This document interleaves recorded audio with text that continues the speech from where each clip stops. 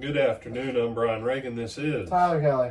And we welcome you to our midday meditations. Today we are on Isaiah 52, verses 13 through 15. Go ahead, Tyler. Behold, my servant shall deal prudently. He shall be exalted and extolled and be very high. And just as many were astonished at you, so his visage was marred more than any man, and his form more than the sons of men. So shall he sprinkle many nations. Kings shall shut their mouths at him. For what has not been told them they shall see, and what they had not heard they shall consider. All right. Always remember chapter breaks and verse divisions other than the Psalms. The Psalms were always divided into chapters and sections. But for the most part, the rest of the Bible, the verses and chapters were there to make it easy to find stuff for reference points. Isaiah 52:13 really actually begins what we call Isaiah 53. My servant shall deal prudently, or my servant shall deal prosperously. He shall be exalted and lifted up, right? Extolled, be very high.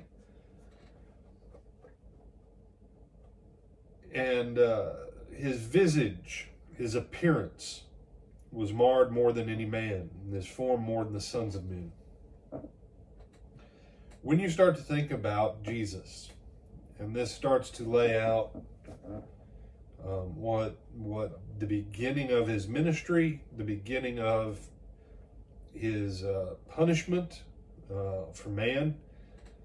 Did Jesus deal prosperously? Yes. Or prudently. Now I know why most translations go with deal prudently, because it's easier than translating the word prosperously. But let's think about Jesus. How many did he heal? Tens of thousands. How many did he feed? Tens of thousands. How many miracles did he do? We have absolutely no way of knowing. When it says the multitude came to him and he healed them, when a multitude came to him and as many as touched the hem of his garment were made whole, there's no way of knowing. There's just, when John says that if all of his deeds were written down, not even all the books of the world could contain it, and they say, oh, surely, brother. Not if you understand the theology behind it. Not if you understand God manifest in the flesh doing all this stuff and the full scope of what it actually means. No, we'd still be writing books. Thank God he gave us 4 Gospels. Can you imagine trying to understand the full eternal ramifications of every single thing Jesus did while he was here in the flesh? Let alone what he did as the creator. Amazing. He did deal prosperously. Women who lost their only son, who were widows, received their sons back to life. Parents received only children back to life. That's called prospering. You say, well, it's also prudent. Yeah. Unfortunately, prudent, for the most part in our language, means something that most people don't think is good.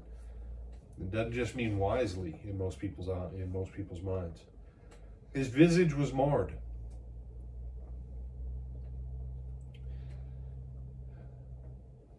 Once in a while, in a UFC fight, someone will get beat up pretty decent. But most of them, a cut cheek, one black eye, maybe a cut above the eyebrow. That's about it. Some of y'all remember, because some of y'all are old enough, y'all remember some of the boxing matches back when boxing used to be 15 3-minute rounds before they changed to 12 and they went to the TKO. Someone, well, UFC's worse because it's bare-fisted. Yeah, but it's also a lot shorter. It's one thing to get out there for 3 15-minute rounds and get the tar beat out of you for 45 minutes by a dude with a 1-pound glove on each hand, in addition to the power of his hand hitting you. And some of those boxers, it was, 5, 6, 10 days before some of them started to look like who they were. by the time between the spit, the blood, the swelling, and the cuts of being struck, the crown of thorns, the matting of his hair, and the blood in his eyes, and the blood caked on his face, with the swelling, yeah, his visage was marred.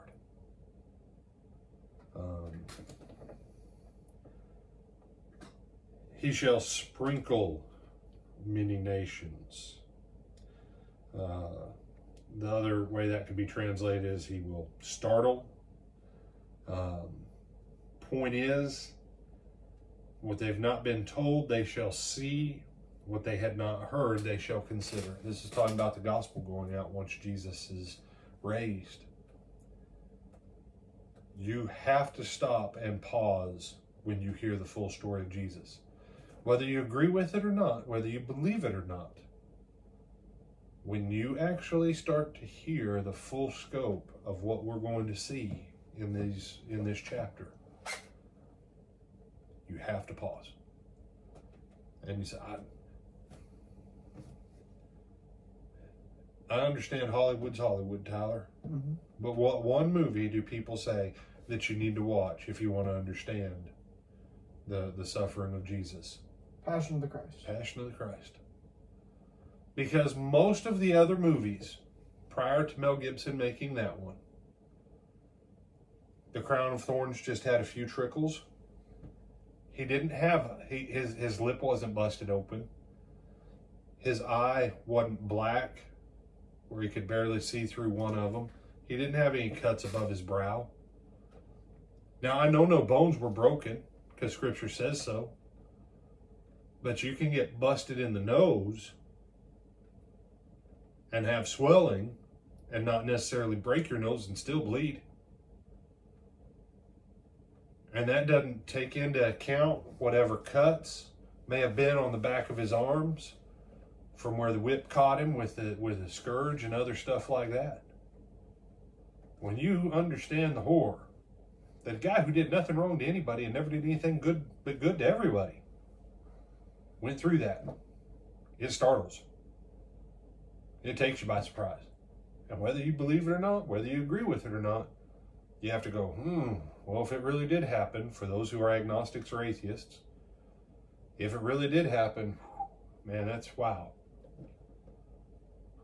And that's what I've heard people like that say. They say, well, I don't believe it actually went down, but if it really did like that, man, whoa. Yeah. You have some other thoughts on this one, my brother? No, sir. All right. Do you want to volunteer for what marred visage looks like for tomorrow's broadcast? No, thank you. Okay.